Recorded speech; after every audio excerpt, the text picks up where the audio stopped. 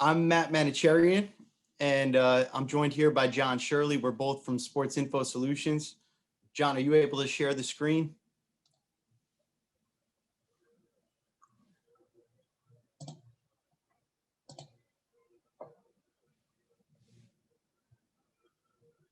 Should be Perfect. good, right? Yep, looks great. Okay, so as I mentioned, I'm Matt, he's John, and we're here to talk about modeling injury risk using in-depth injury data. John and I are both from Sports Info Solutions. We work on the R&D team together. And just so you know, I'm going to tee up a little bit of what our injury information looks like, what the data that we gather actually entails, because, you know, the model is only as good as the data. But then I'm really going to kick it over to John, and he's going to explain something really amazing that he's created using this injury data. So to start it off with the next slide. The comprehensive injury data collection began in 2015, and actually Joe Rosales of Sports Info Solutions, at the time it was called Baseball Info Solutions, was here presenting on that injury data just after we started collecting it. The idea of the data is that any event on or off the field that could have an impact on the player's health would be recorded. So whether that's something that happens on the field that's as innocuous as a foul tip going off the catcher's mask, that would get recorded. Obviously, if the player's stretchered off the field, that gets recorded. And then say he slips in the shower or anything else that might happen off the field, that'll also get into our injury database. So we record all the information about the injury event as it happens, and then we add the updates in the time that comes after that so that we know the full scope of how the injury played out.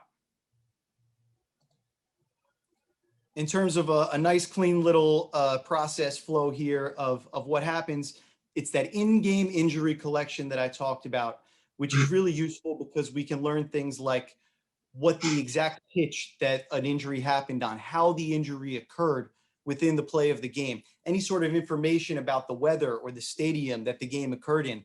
All of that stuff goes into our in-game injury collection. And for that, like many things, we rely on our video scouts who are chronicling all of that with our many passes of the data that we do. The second element is the comprehensive compilation of injury reports. So this is essentially scouring the internet, everything from the official injury reports, and of course, things that end up on the injured list, but then all types of things that don't make it to the injured list. A lot of times people think of injury data as just being IL stints, but the data that goes into injuries goes much deeper than that. And so we're looking at things from everything from beat writers and everywhere else to get the most comprehensive compilation of all of these reports. And then finally, the third element, and something else that I think makes it really special, is video review by our in-house kinesiology expert. So our expert, John Veros, he looks at every single video that's tagged by our scouts.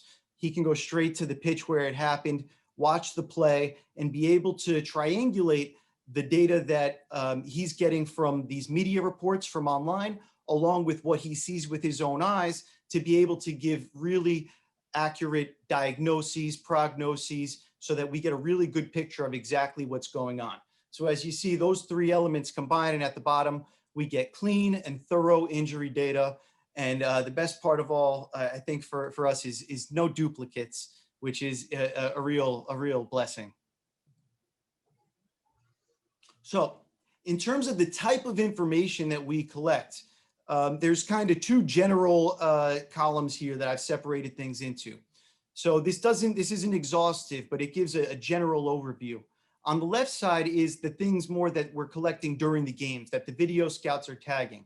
So type of injury, how did it occur? Did it occur while he was running to first base? Did it happen because he got hit with the ball in the side? What's the type of the injury? How did it happen within the scope of the game? The second thing, the general region of the body. Was it his leg? Was it his core? Was it his arm, etc.? Along with that, the specific body part. This gets into the metatarsals and metacarsals and all of this sorts of fancy terms that I'm not very familiar with. but John Veros is an expert on. And so he's making sure that we have the most specific body part that goes into there. And then our initial severity rating, which is on a 1 to 5 scale, and basically says a 1 is, like I talked about before, that foul tip off the mask where the catcher doesn't even show a reaction.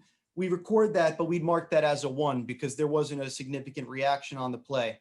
If the player's getting carted off the field, having some sort of a compound fracture, that would go in as a number 5 on the injury scale. And we keep a consistent definition for each of those 5 ratings. So all of that goes in on the initial pass. And then on the right side here, you see some of the things that our injury expert really specializes in and makes sure that we have the most accurate information on. So the diagnosis, what is the actual injury? Is this PCL, MCL, LCL, ACL, all of those different CLs? John is straightening those out and making sure we get the right diagnosis there. The prognosis along with that, what does the recovery timeline look like? What is the path to recovery? What's going to need to happen between now and then? So how significant is this injury going to be? Along with that, the grade for certain injuries, like I mentioned in ACL, there's a big difference between a grade 1 ACL sprain where you're having just minor tearing and then a grade 3 ACL sprain where you're talking about a full tear essentially. So understanding the grade, the treatment, most injuries are treated just by rest. Eventually you come back, but it's important to understand when there's a surgery or some other sort of treatment that's being involved. That again helps us just understand more about the full scope of the injury. And then finally, 2 things that we've added over the time since we began collecting this, the days missed. So how many days was it before you were able to return to play? And then the recurrence. And recurrence is something that we just put in within the last year. And that indicates if an injury is literally a recurrence of a previous injury that player has suffered. So that's not explicitly considered within our model. John will talk about it a little bit later. The model is powerful and it has the ability to understand if a body part has been injured multiple times. But in terms of specifically attributing recurrence with our injury expert, that's something that we'll be building into the model in the future. And then just some summary statistics before you get into the real juice of what John's going to talk about here. Since 2015, so 2015 through 2020, we had almost 35,000 total unique injury events. So that's a combination of the in-game injury events, anything on that 1 to 5 severity scale, or any reported injuries. So things that might have happened off the field that we're getting information on. Again, of those, about 30,000 were in-game injury events, and the most common injury types all seem to have to do with getting hit by the ball. So again, this isn't incorporating severity. So a lot of these might be the lower severity types of injuries, but hit by a pitch, struck by a batted ball or bat, and foul off the body were the 3 leading types of injuries that occurred. In terms of injury regions, it went to the lower body where most of the injuries occurred. The ankle, foot, and toes was the #1 most injured region by a pretty significant margin. But then you also had the lower legs and knees, the head, and then the arm and elbow, with the heavy emphasis on pitchers in that particular injury. So without further ado, I hope you have an understanding of what the sort of injury that goes into this model that we're going to talk about is. But now I'm going to turn it over to John, who has put together something that I think is really special in terms of a use case for this data. Yeah, thanks, Matt. So as Matt showed kind of in that last slide, generally how we've looked at our injury data in the past, it was mostly summarizing injuries and grouping things by the injury type or the body region severity, even player positions. We've also done some work with games missed by player and team and all that kind of stuff.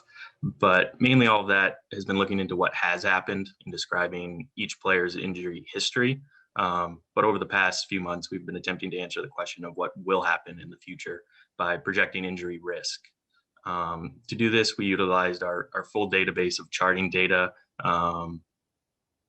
just every data point you could imagine with our charting data, along with that in-depth injury data that Matt described. The result we were looking for was a single metric or set of metrics that decision makers can gain actionable insights from. These models, creating these models connects kind of all the dots and handles all the intricate interactions to give us that actionable insight. So once we have that actionable insight, what can teams do? What can people do? What can anyone really do with this information? Right here, we'll look kind of at the two main things that we think teams can do with this information, but there's a lot of uses outside of teams with playing time projections, and any type of analysis. For teams, the two main factors are roster building. You can make smarter free agent decisions, smarter contract decisions, and you can also look at injury prevention. Load management is a term used mainly in basketball, but basically scaling back if a guy has a real high injury risk. You could also kind of focus on a specific body part or body region with physical therapy or other prevention methods. So the first thing we wanted to talk about with these models is, what are we actually attempting to project? Because it's one thing to just say injury risk, but what does that actually mean? Within our models right now, we're looking at any physical injury that requires a stint on the IL or a recovery time of at least 10 days. We chose this threshold because it's a relevant injury duration. That's a significant time missed. You're going to miss a couple games. It's going to require kind of a reshuffling of your lineup, all that kind of stuff. So it's a relevant duration to look at right now. And it also it was a short enough time frame that it doesn't limit our data set to only long-term season-ending injuries that would really lower our sample size to look at with these models. So talking about our models, we didn't just build one single model. We built multiple models. We separated out by pitcher and hitter. It was the main kind of separation, obviously, for the inherent differences between responsibilities. Pitchers were looking more upper body, arm injuries, that type of stuff, where hitters were looking at basically the entire body. They could, injure really anything. We also looked at multiple time frames. We built models to look at, what is your injury risk within the next week, within the next month, within the next 2 months, over the rest of the season. And then we also separated models out for specific body regions. For pitchers, again, like I said, we focus really on shoulder, elbow, or any other arm injury. For hitters, we broaden the regions out a little bit more for a lower body or leg injury, a core injury, or shoulder and arm were combined as one. But I did want to mention, within those models, we do get more specific with our inputs. So say for the hitter's shoulder and arm model, we do have inputs in there for, specific regions, even within that body region, like a wrist how many wrist injuries has he had? How significant were they?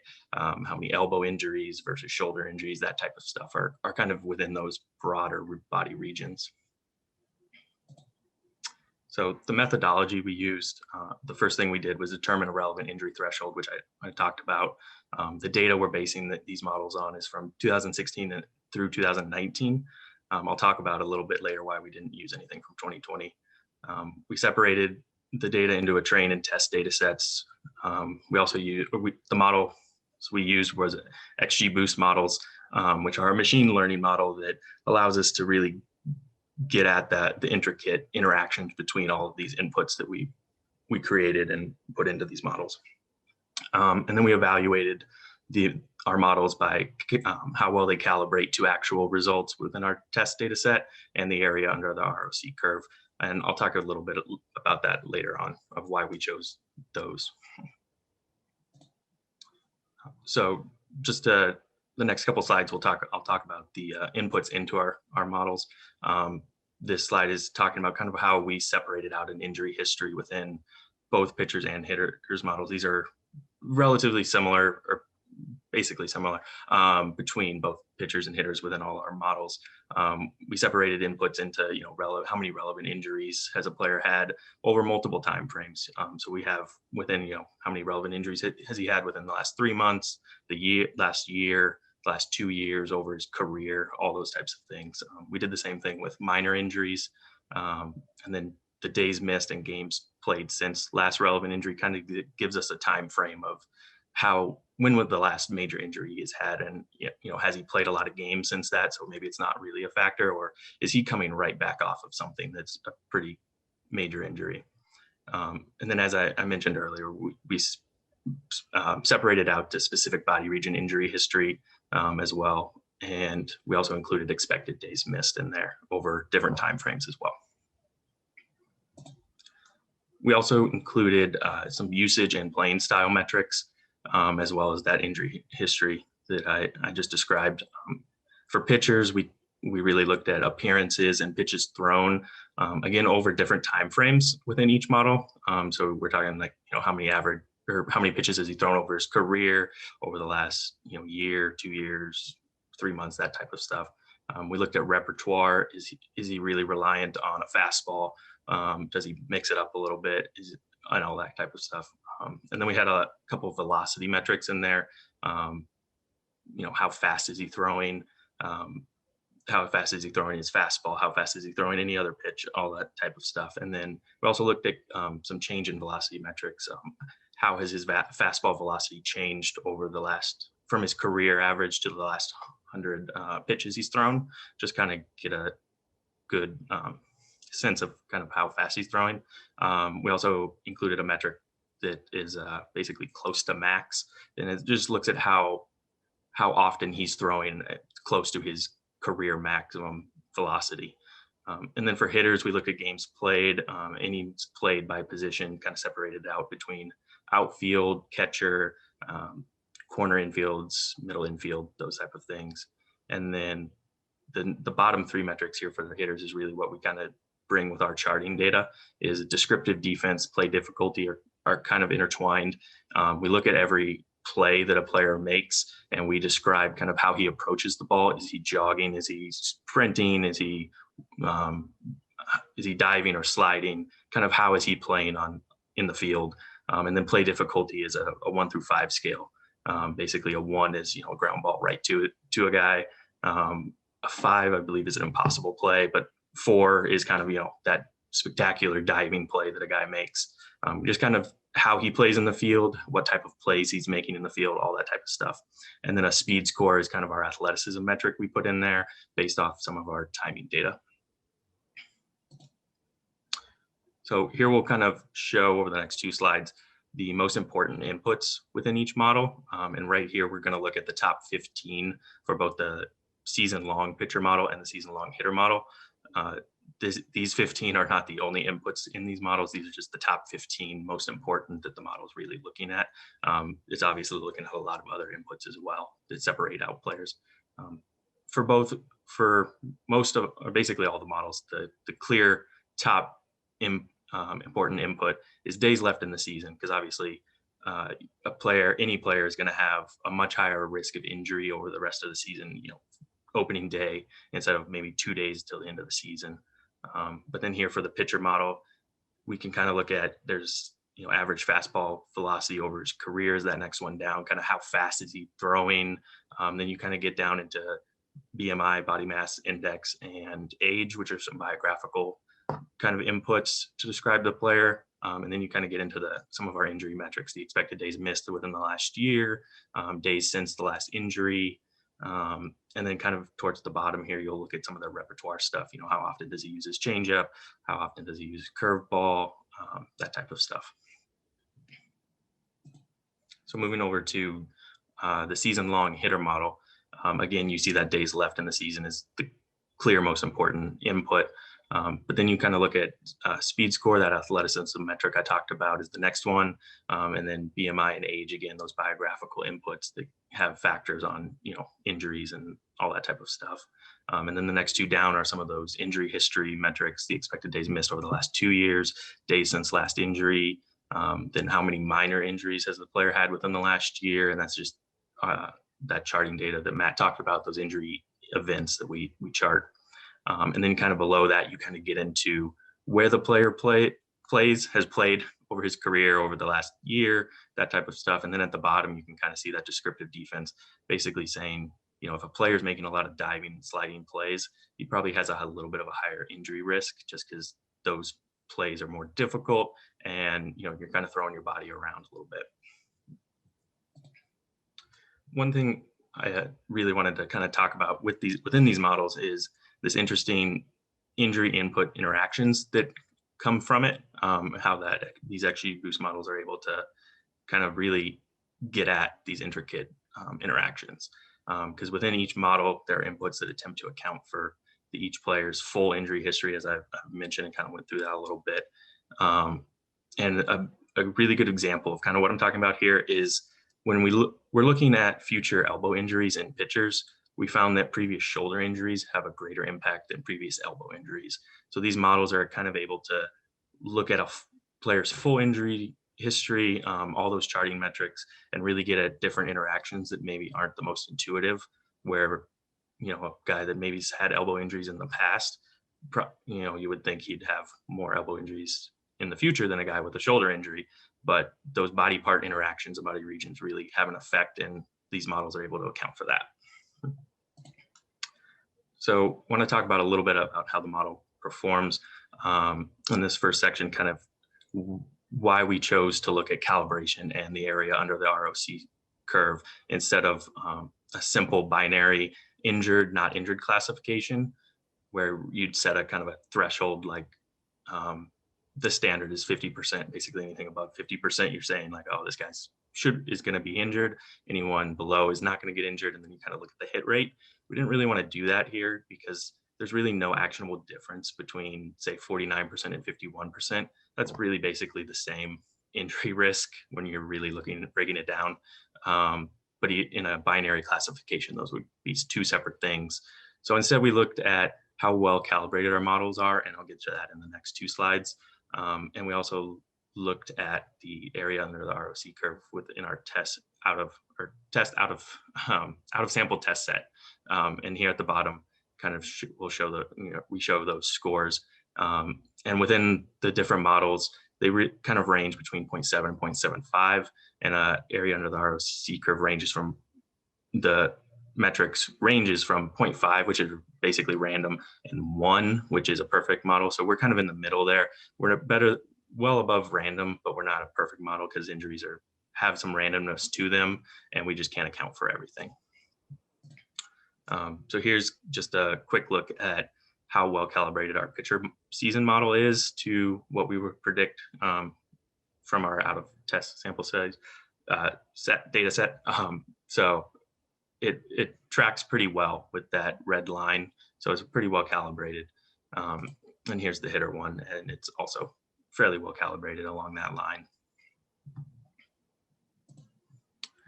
So the next two slides will go over some quick examples from 2019.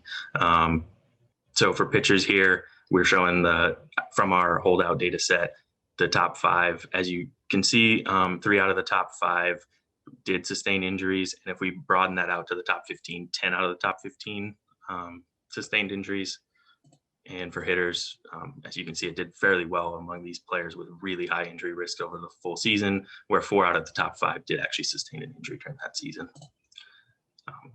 A quick look at the 2020 season is, we all kind of know it's a unique season, but it presented a challenge for season-long projections because it's only 60 games, so that's why we didn't include it in the model. But all the data from 2020 is included in projections for 2021. Here, we'll kind of just go quick over the 2021 projections. You can kind of look at the top 5 pitchers and the top 5 hitters here. And so the next steps within this are really look at how 2020 affects projections going forward, if it does at all. Incorporate our new recurrence metric that Matt mentioned. We also want to incorporate minor league data and all our minor league players and data into these models to look at prospects' injury risk. We also want to create multiple relevant thresholds instead of setting it always at that 10 days or IL stint, maybe move it forward to how maybe a major injury that's like a season-long one or a month-long injury risk. And also wanted to look at expected days missed, create a metric for that as well.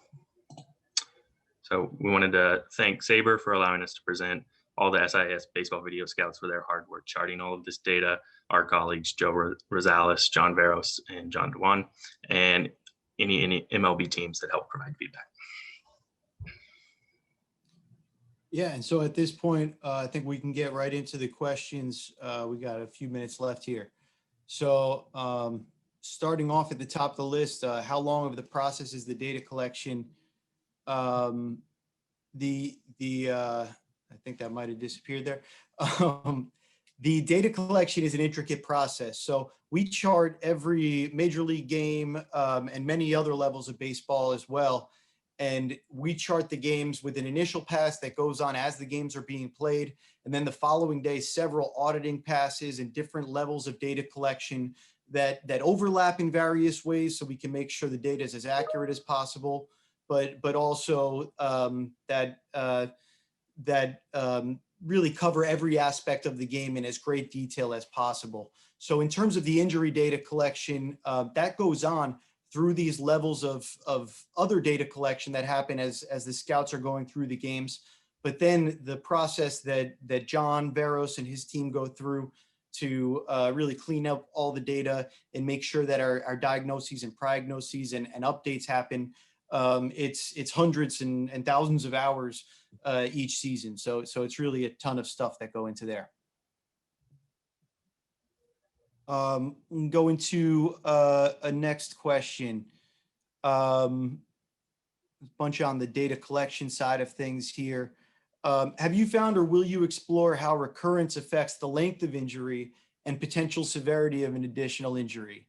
Also, is the recurrence just a binary measure of yes, no, or does it go into more depth than that? Okay, so I'll answer the second part of that and then I'll kick it back over to John. Injury recurrence is both a binary classification. Was it a recurrence of a previous injury? And then also a tag to incorporate what the previous injury, every individual injury has its own ID and it'll tie back into that ID there. So those are kind of the two elements of the recurrence data point. John, in terms of building this into future stuff, I don't think we've checked it out yet, but once we get a few more seasons. Yeah, it'll take a couple seasons of data to fully build that in. And then I see another. Yeah, go ahead. I'll go ahead and take the next couple questions here. Scrolling down, kind of looking at some of the ones for the model. Basically, the question is for potential two-way players like Otani, Lorenzen, and McKay. How does the model, how does that affect the model you guys are developing? So right now, that is a very difficult thing for those models to understand, and they are basically looking at is if a player is solely in the field or solely a pitcher, so that it kind of doesn't really do very well with those types of players, but we will be looking into kind of handling that a little better moving forward.